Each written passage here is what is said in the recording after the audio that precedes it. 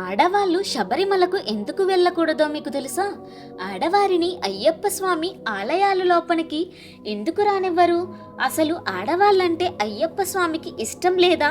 ఈ విషయాలన్నీ తెలుసుకుందాం. ఈ వీడియోని ఎక్కడా స్కిప్ చేయకుండా పూర్తి వరకు చూడండి.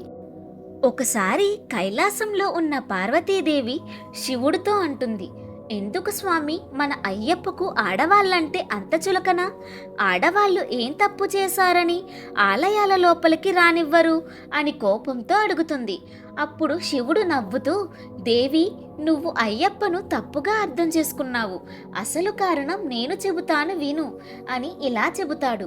అయ్యప్ప స్వామి అడవిలో మహిషి అనే రాక్షసితో యుద్ధం చేసి ఆమెను హతమారుస్తాడు. అప్పుడు ఆమె శరీరం నుండి మాలికా పురోత్తమ అనే ఒక అందమైన మహిళ వస్తుంది. ఆమె అయ్యప్పను చూడగానే అయ్యప్పతో ప్రేమలో పడిపోయి, స్వామి నన్ను వివాహం చేసుకోండి అని అడుగుతుంది. అప్పుడు అయ్యప్ప స్వామి నవ్వుతూ, నేను ఈ జన్మలో ఆ జన్మ బ్రహ్మచారిలా ఉండాలి అనుకున్నాను, నిన్ను వివాహం చేసుకోవడం కుదరదు అని చెబుతాడు. కానీ ఆమె ఏడుస్తూ వేడుకోవడంతో అయ్యప్ప ఒక షరతు పెడతాడు. ఈ కొండ మీద నాకు ఒక ఆలయాన్ని నిర్మిస్తారు.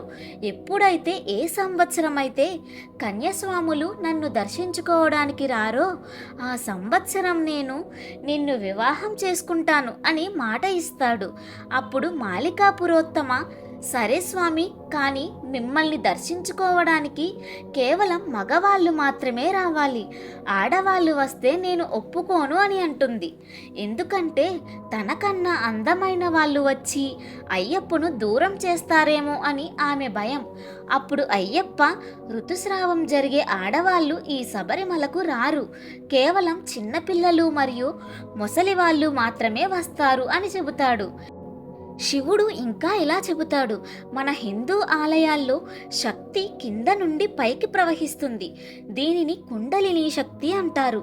కానీ స్త్రీలకు ఋతుస్రావం జరిగే సమయంలో పైనుండి కింద భాగాలకు ప్రవహిస్తుంది.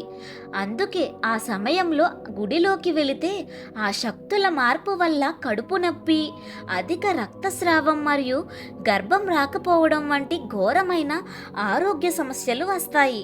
ఈ విషయం అయ్యప్పకు తెలుసు కాబట్టి ఏ ఆడవాళ్ళకి కష్టాలు రాకూడదని ఆలోచించి 10 నుండి 50 సంవత్సరాల లోపు ఆడవాళ్ళు రాకూడదు అని కఠినమైన నియమం పెట్టాడు. అంతేకాని మన అయ్యప్ప ఆడవాళ్లను అగౌరపరచాలి అని కాదు.